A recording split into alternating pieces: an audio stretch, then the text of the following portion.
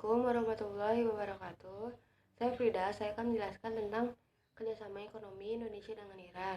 Yang pertama, saya akan menjelaskan latar belakangnya. Hubungan ekonomi interaksi antara anggota masyarakat dalam satu negara yang berdaulat baik di bidang pemerintahan maupun di bidang lainnya untuk menciptakan perdamaian dunia. Suatu negara boleh melakukan hubungan ini yaitu apabila sudah mendapatkan pengakuan secara de facto dan de jure. Tujuan dilakukannya hubungan ekonomi ini yaitu untuk memenuhi kebutuhan hidup warga negaranya. Terdapat dua kerjasama yang dilakukan dalam hubungan ekonomi ini yaitu untuk kerjasama bilateral dan multilateral. Kedua kerjasama tersebut dilakukan oleh negara kita, yaitu Indonesia. Indonesia melakukan kegiatan multilateral antara lain ASEAN, GNB, PBB. Selain multilateral, Indonesia juga melakukan kerjasama bilateral dengan beberapa negara, yaitu Iran. Iran merupakan salah satu negara yang melakukan kerjasama dengan Indonesia. Indonesia dan Iran telah memutus kerjasamanya sejak tahun 1950, seiring dengan meningkatnya kebutuhan warga negara. Yang kedua, saya akan menjelaskan tentang sejarahnya. Sejarahnya dalam bidang ekonomi perdagangan, kedua pihak sepakat untuk tetap melaksanakan kerjasama, terutama terkait situasi Iran yang terkena sanksi ekonomi oleh Amerika Serikat, dan perlunya menggunakan seluruh kemampuan untuk mendorong kerjasama kedua negara, terutama mekanisme transaksi keuangan dalam kerjasama perdagangan dan perekonomian. Indonesia dan Iran terus berupaya untuk memanfaatkan berbagai peluang untuk meningkatkan hubungan perdagangan kedua negara ini.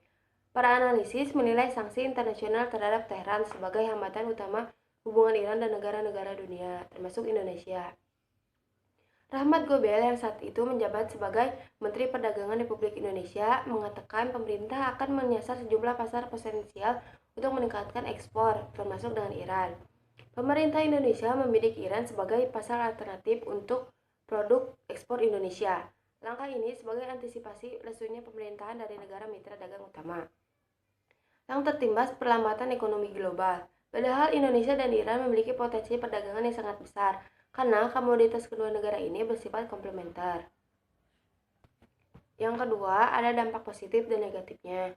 Dampak positifnya yaitu untuk mendorong peningkatan produktivitas hasil produksi, memperluas lapangan kerja, menambah lapisan negara, mendistribusikan manfaat sumber yang mengurangi ketimpangan antara negara maju dan negara berkembang.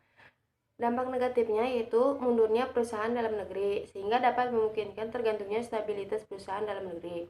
Produk yang dihasilkan dari kerjasama ini yaitu hasil pertanian dan perkebunan Indonesia, sedangkan Iran kaya dengan migas, serta unggul dalam industri energi, teknologi, infrastruktur, dan manufaktur.